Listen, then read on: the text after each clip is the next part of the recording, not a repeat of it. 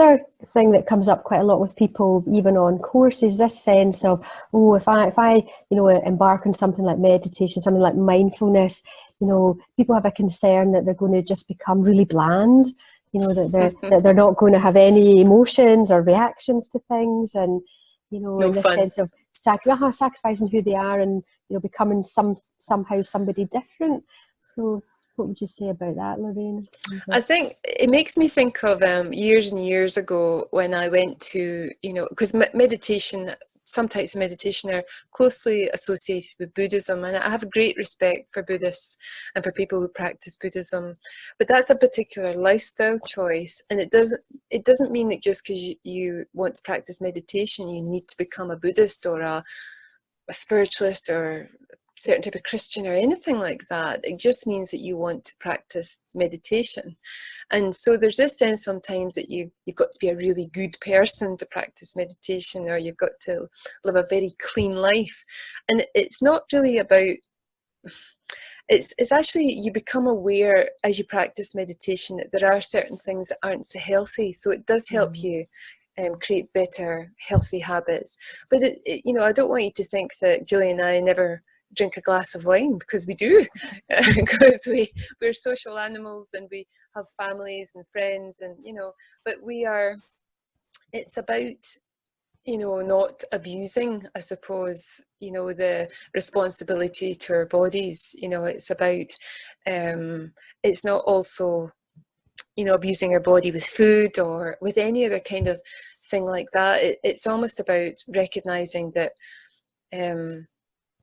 it's okay to be who you are. You're not striving to be some kind of spiritual guru, or you've got to cut out what you might regard at the moment as all the bad things in your life in order to meditate. It just brings awareness to what you're doing to yourself, and it's still a choice. I always remember the cup of tea meditation. I used to drink lots and lots of tea. I still drink a fair amount, but not as much as I used to. And I remember sitting meditating once as I was drinking my cup of tea, and I had a real insight into why that cup of tea was so important to me, because it was a family gesture in our family of love. That's what people did. They made you a cup of tea if you were upset, or they never really said I love you, but they gave you a cup of tea. And then that meditation practice taught me that, that's what that was about. That's why I drank so much tea. And as soon as I was aware of it, I thought, oh, I don't really need to drink it in the same kind of more grasping, craving way that I probably was. I still drink tea, but I don't feel guilty about it anymore, and I don't feel like I have to have it to the extent I used to have it before. Now you could replace tea with alcohol, or any other those kind of things. If there's a kind of craving, a need for something, then you get real valuable insights into who you are and maybe why you behave in certain ways. So it isn't about just saying no more laughter.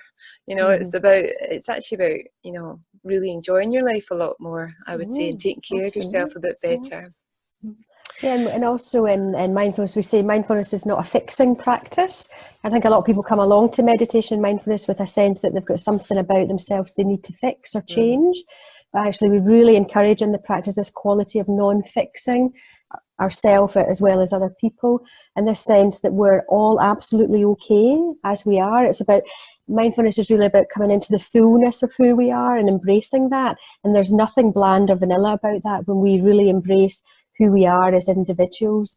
It's actually, to be with, mindfulness encourages to be with the range and the depth and the breadth of all the emotion that moves through us. So it actually makes us more colourful, I think, and more alert, more awake, more in the fullness of life, rather than this sense that we're just going to become this bland person who doesn't react to anything anymore, in a sense. And on that fixing thing, we actually stop trying to fix other people as well, because a lot of us, if we put our hands up, have partners or family members or whatever. We really we recognize that everyone's just trying their best, and sometimes we have to be mindful in our speech and our listening of that person, but nevertheless, we're not trying to fix and make them who we think they should be. And I find that I come across that quite a lot with parents and children.